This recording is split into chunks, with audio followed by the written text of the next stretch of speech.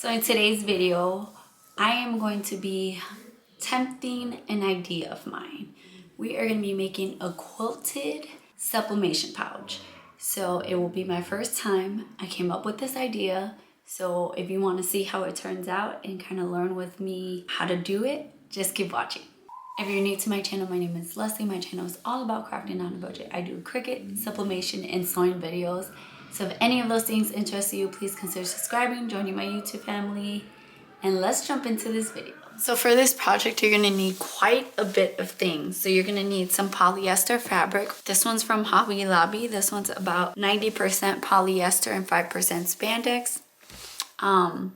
Doesn't matter what kind of polyester fabric you use. It doesn't need to have stretch, but you are gonna need some polyester fabric. You're going to need some scrap fabric for your quilted sandwich. If you're just gonna do a sublimation pouch and you're not gonna quilt it, you don't need this, but I'm gonna quilt mine. If you're gonna do a quilted one, you're gonna need some batting. This is 100% cotton batting. You do need a pre-soak cotton batting if you use it. This is going to go between this lining fabric, this scrap fabric, and your polyester fabric. You're going to need at least a fat square of fabric for your lining. You're going to need your design. I can only print 8.5 by 14, so I had to cut mine to be able to have the size that I need to quilt. So for the polyester fabric, you're going to need a 10 by 12 design and fabric. You're going to need some butcher paper, of course, because we're doing sublimation. You're going to need a 9-inch zipper. So this pattern is going to be for 9 inches. So you need a 9-inch zipper. I'm going with this pretty kind of like a teal aqua color. And then you're going to need some thread. I chose to go with pink so that it gives a little bit of contrast, but it still matches with my design as well. So this is Gutterman thread.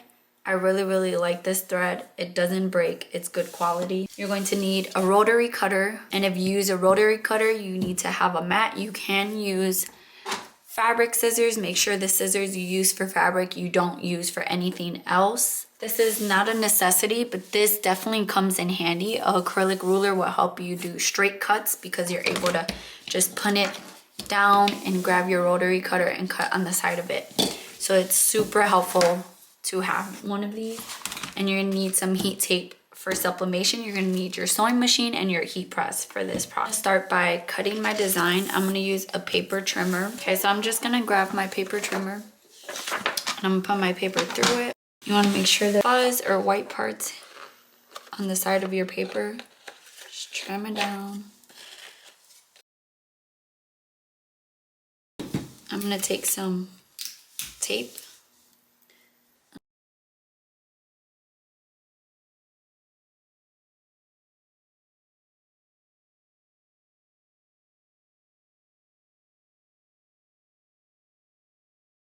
So now we have our design taped all the way through. Double check and make sure that your design is lining up. Now we're gonna get our fabric. We're going to lint roll our fabric. Just lint roll wherever you're gonna do it, especially if your design is white.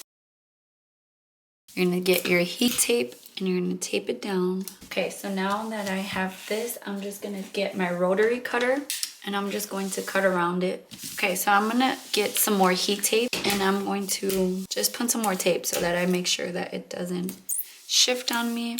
Okay, so now we're gonna move to our heat press now that we're all ready, and we're gonna press this at 385 degrees for 60 seconds. So we're gonna take some butcher paper, put it on the bottom to protect our silicone pad. I'm gonna take our design, put it on top, make sure the paper is facing up.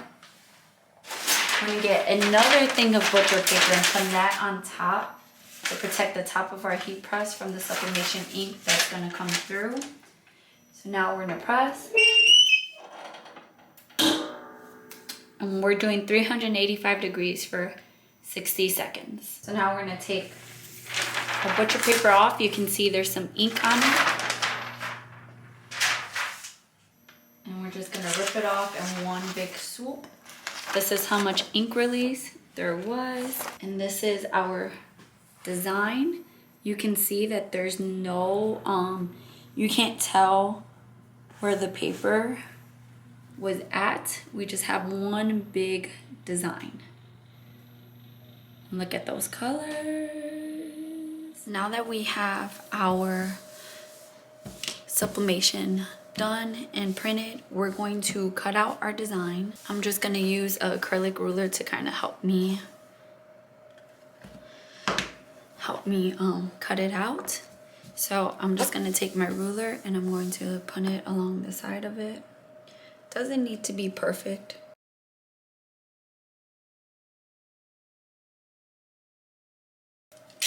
Okay, so now we have that all cut out.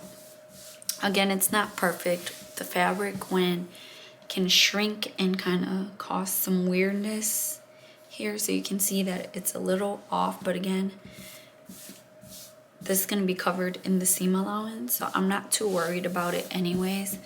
So then you want to cut out your batting. Your batting should be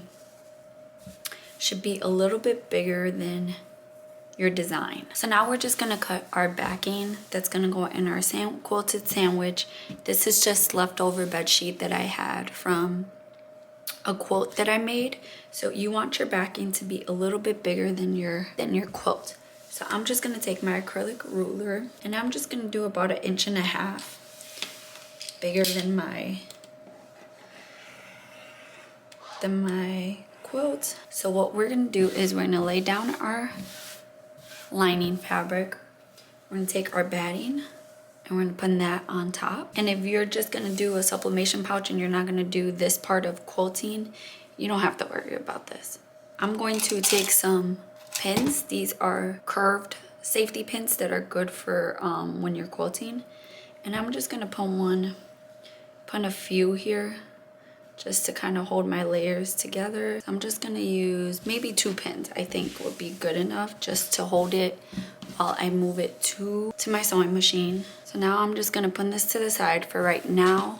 We're gonna move on to cutting our lining pieces. So I'm just gonna use this white fabric that I have that I didn't really think I would use for anything. It's kind of thick, so we'll see if it works well.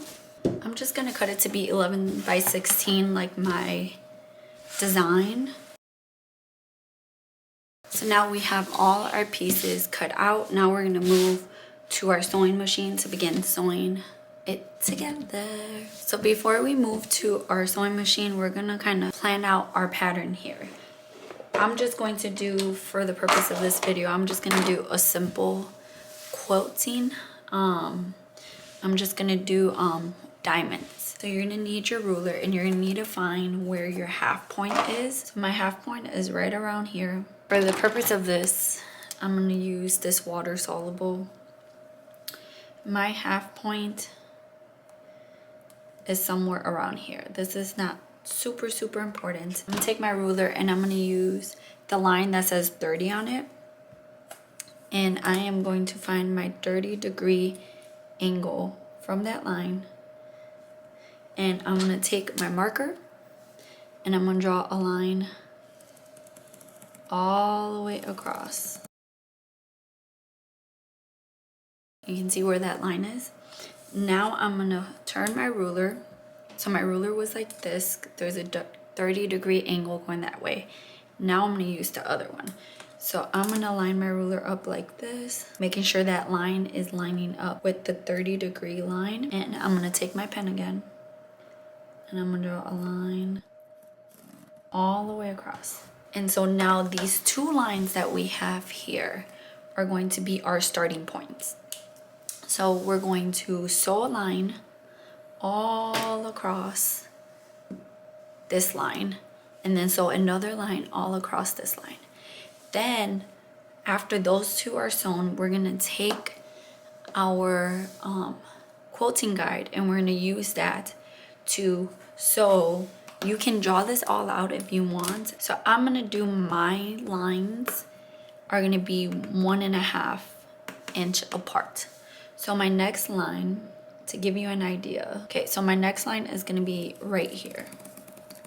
So if you want and you don't have a quilting guide for your walking foot or your sewing machine,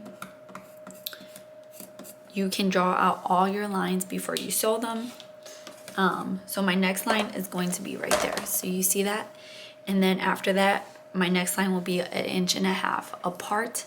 So you can draw it all before this marker comes off with water, so I can just put water and it should come off. Or you can just do it on the sewing machine. It doesn't need to be perfect. Don't be hard on yourself. It doesn't need to be perfect. It will look good at the end.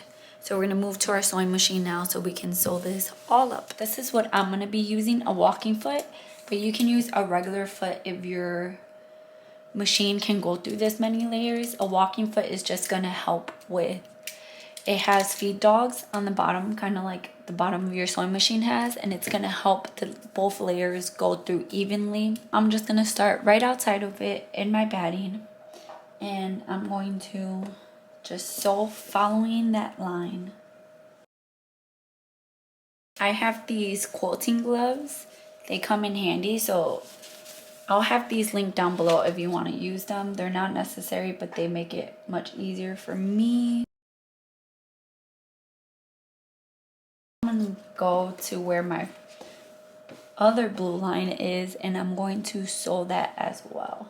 You want to use your hands on the side of it to kind of keep your fabric from bulging up, you know, just keep it nice and flat. So now this is where my quilting bar is going to come in handy.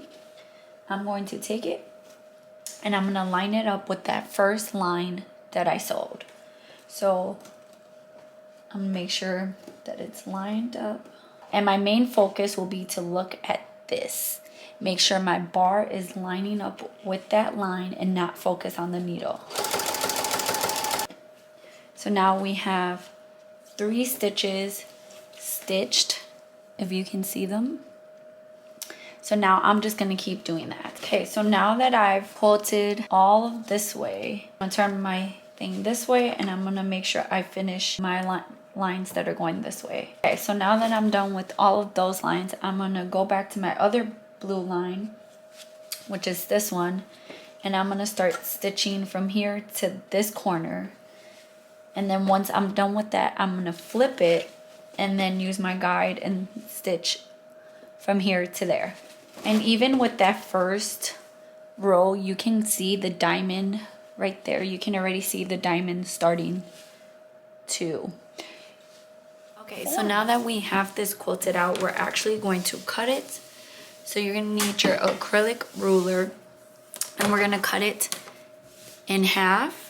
And then we're gonna cut them 10 and 1/4, 10 and 1/4 this way, and then 7 1/2 that way. We're gonna get our lining piece and we're gonna cut it down as well, same dimensions.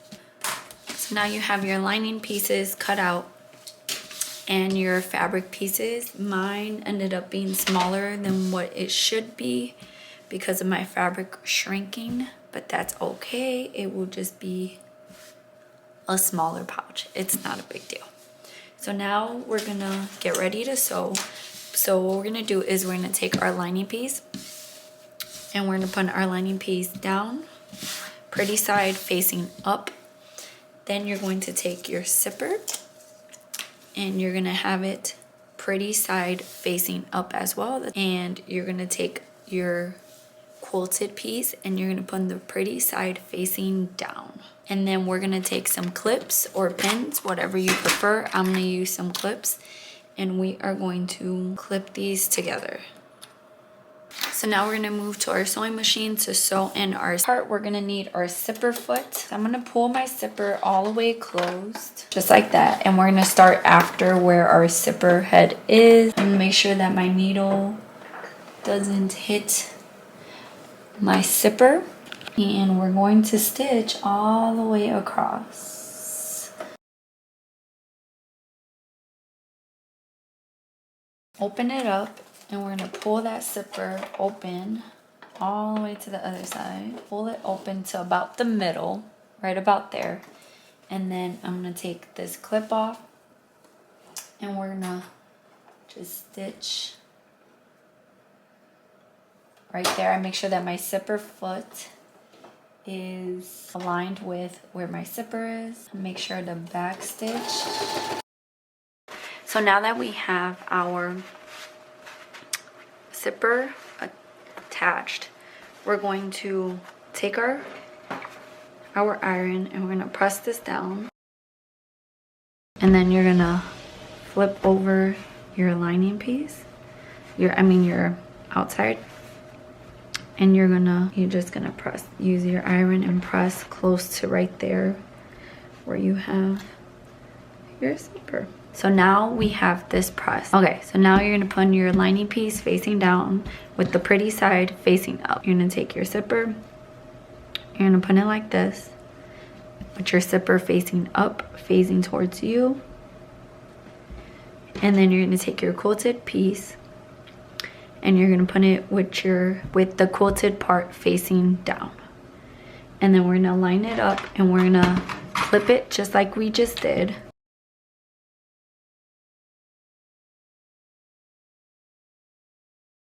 So as you're getting closer to the corner, it might just be easier for you to just open your zipper up so that you free some of that tension there and you're able to line it up much better. Just making sure that all lines up, clip it up, and then you can bring your zipper back in. So now we're gonna go back to our sewing machine and we're gonna do the exact same thing we did just on the other side. So now we're gonna take it to our sewing machine and we're gonna top stitch this all the way through so that it's not in the way of our zipper. So we're gonna make sure that our bag is zippered, opened halfway. The zipper is open halfway. We're gonna take our lining pieces and we wanna make sure that they line up perfectly. Just make sure that the zipper lines up. And I'm gonna clip it right there just to hold that in place. Then we're gonna just line up our lining pieces. And basically we're gonna be sewing all the way around, leaving a big gap right here so that we can flip the whole thing upside down, but just going all the way around. So if you want where you're going to leave your opening, you can simply just mark where you're gonna leave your opening so that you don't forget. And in those places, you're gonna backstitch right here and you're gonna backstitch right there. And on your quilted pieces, you don't need to leave any gaps. You're just gonna sew all the way through. And we're gonna sew with a 1/4 inch seam allowance. Make sure you pivot at your corners and then you can just keep sewing.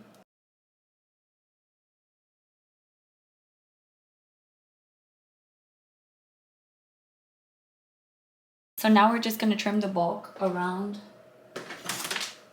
our stitching, especially our corners.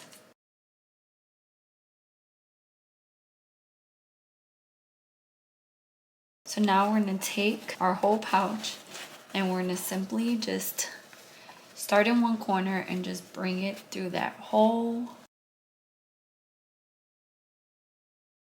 If you need to, you can take chopsticks or something like that and kind of just poke out your corners.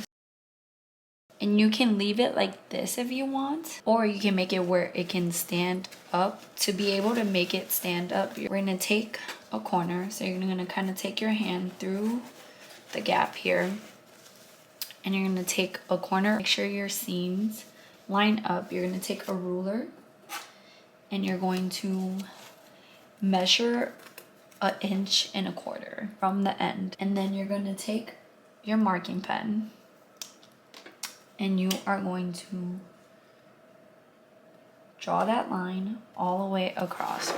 And then you can take 2 clips and you can clip it on either side to kind of hold those in place.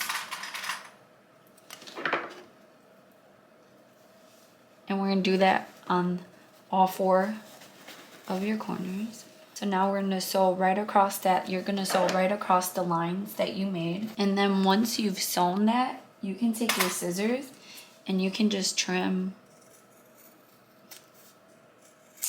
You can just trim right there. So now that we have that all done, we're gonna flip our bag inside out. Make sure your zipper is open all the way because that's gonna help you have flexibility to be able to do this. You'll be able to see that our corners are squared. So you want to make sure you take your chopstick again and make sure you kind of just pop out those corners.